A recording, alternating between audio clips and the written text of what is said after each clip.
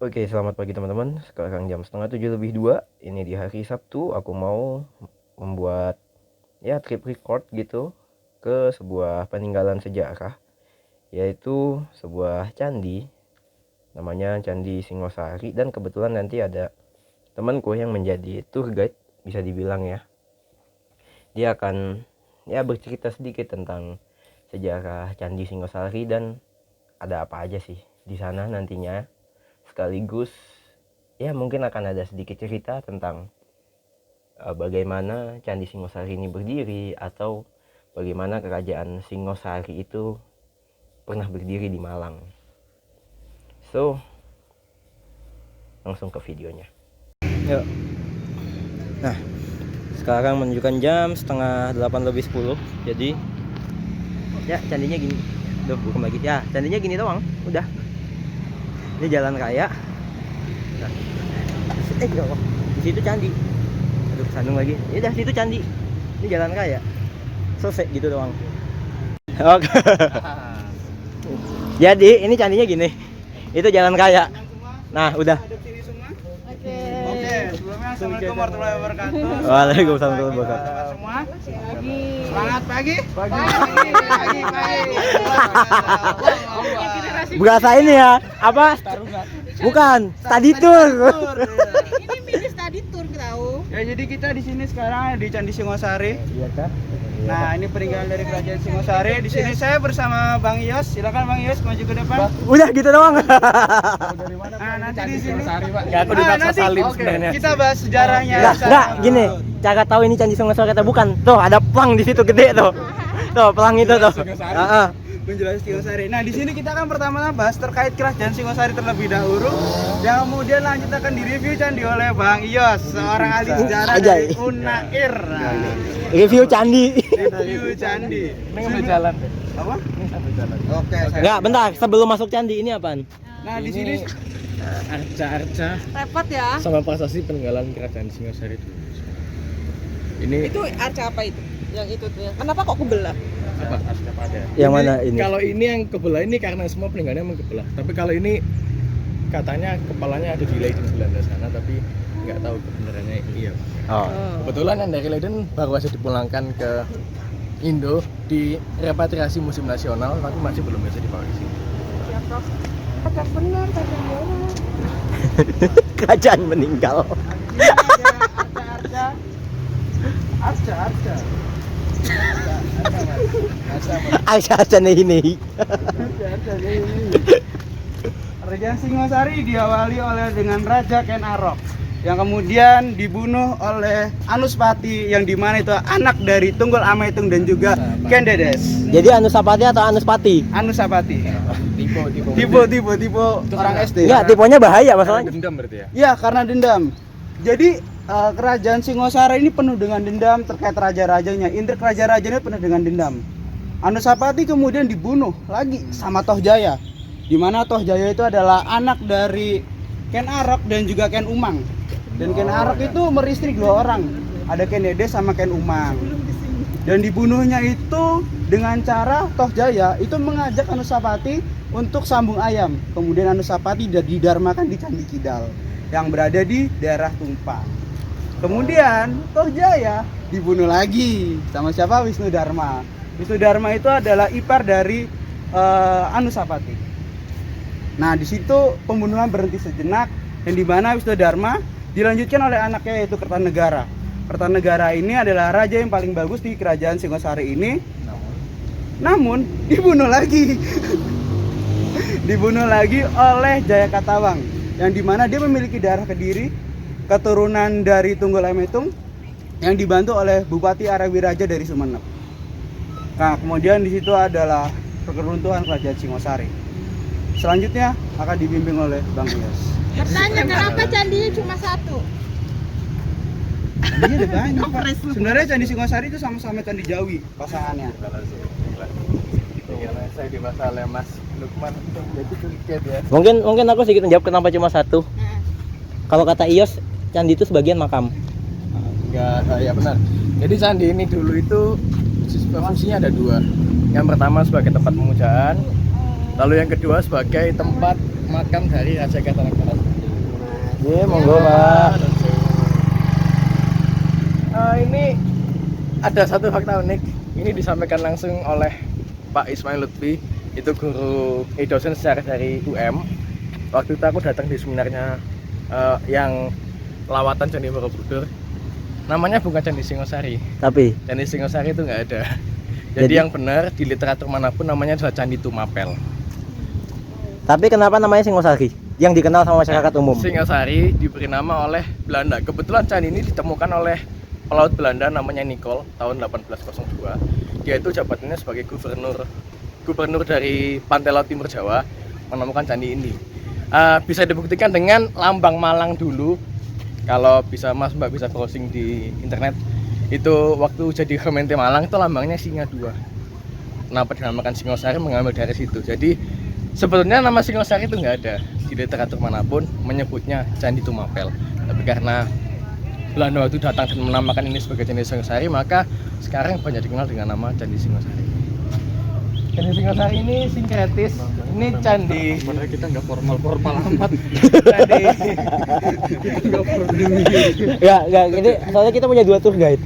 Jadi vibes-nya kayak ini, kayak apa namanya? Kayak tour, study tour. Mas-mas gabut. Nyewa tour guide gitu. Udah mah dengan wisatawan dengan kamera-kamera lagi. Iya kan, enggak kita vibes-nya kayak dari Jakarta gitu. Makanya kan HP, bawa tas dulu ke sini. Ya. Jadi ini candinya. Candi ini merupakan candi yang belum selesai.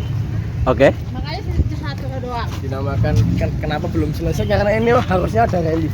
Nah, itu tadi saya mau aku tanyain sih. Ini ada relief. Reliefnya harusnya bercerita tentang epos Mahabharata dan Ramayana. Tapi karena dilihat juga atapnya itu masih belum sempurna, ya, kalau dari jauh kelihatan agak miring. Nah, itu karena emang belum selesai juga. Candi ini unik karena sinkretis tentang Hindu dan Buddha. Kalau Buddha dilihat dari strukturnya yang runcing dan di atas ada stupa, dan Hindu relief ini merupakan khas dari peninggalan Hindu, candi Hindu. Jadi memang dulu kepercayaan yang ada di Singosari ini campuran antara Hindu dan Buddha. Tapi reliefnya belum jadi. Reliefnya belum jadi. Nah, harusnya ada sih. Tapi Yos. daerah sana belum nggak Nah, sana harus oke, mau nanya lagi. Ya. Ini kan biasanya candi-candi itu yang di ini kan pintu masuk ya pasti yang sebelah sini pintu masuk. Yang ini kan ya kayak aku nggak tahu fungsinya apa. Cuma biasanya di sisi pintu itu kan suka ada arcanya gitu. Iya benar. Ini karena memang belum jadi makanya arcanya belum ada atau memang konsepnya dia nggak ada arca? harusnya ada. Harusnya ada. Candi lengkap kan ada pipi candi, ada kalamakara di atas, ada arca, sama harusnya ada relief. Nah, harusnya di sini tuh ada patung raksasa dulu, namanya Arca Dwarapala. Harusnya ada. Di daerah atas ya? Aku lupa di sana apa enggak. Harusnya di daerah atas Dwarapala. Itu ya benar, itu merupakan pintu penjaga. Lalu kalau kenapa Candi Singosari 1 sebenarnya ada 3.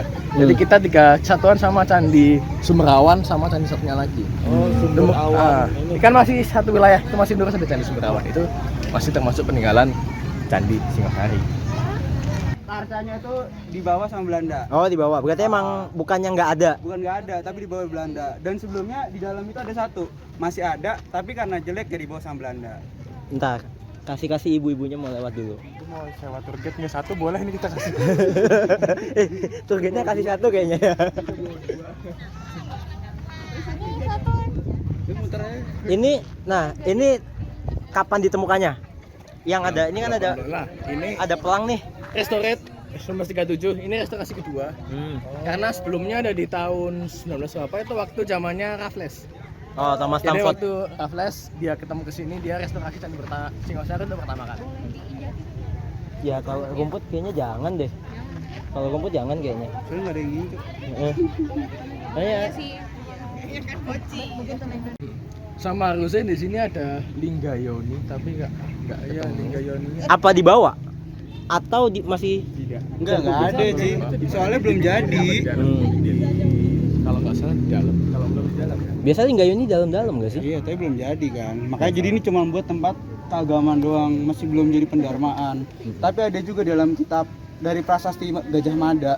Itu aku ambil dari Mas Asisi Channel ya. Iya, Asisi Suharyanto. Tahu kok, tahu. Itu katanya ini itu dibangun oleh Gajah Mada atas seruhan Tribuana Tunggal Dewi Yang ada katanya lagi kalau misal Gajah Mada itu adalah keturunan dari ini Kertanegara. Tapi itu masih belum dibuktikan apakah benar atau tidak. Masih cerita-cerita aja. Masih cerita-cerita. Akan tetapi kalau menurut prasasti Gajah Mada yang ditemukan tidak jauh dari sini, ini dibangun oleh Gajah Mada. Tuh. Masih belum tahu tuh. Yang benar apakah dari Raja Kertanegara sendiri apa Gajah Mada sendiri. Tapi nggak semua tahu Linggayuni semua kan ya? Aku sih tahu. Bawah ini itu emang segini atau dia masih ada pondasi lagi ke bawah? Sebetulnya. Ibaratnya kayak kalau di teknik sipil ada pondasi cakar ayam nggak? Gitu. Atau pondasi tapak. Ya kan kalau di rumah kan pasti ada sedikit yang dicor masuk ke dalam bawah tanah kan.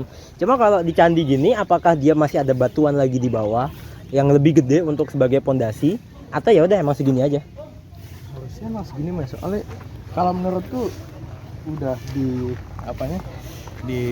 restorasi 2 kali. Harusnya kalau ada pasti dia diekskavasi lebih. Dan nggak bisa cuma ditampilin segini. Berarti kalau segini omongannya segini. Harusnya kalau memang udah 2 kali mengalami restorasi ada ekskavasi lebih tuh. Oh di ini lagi.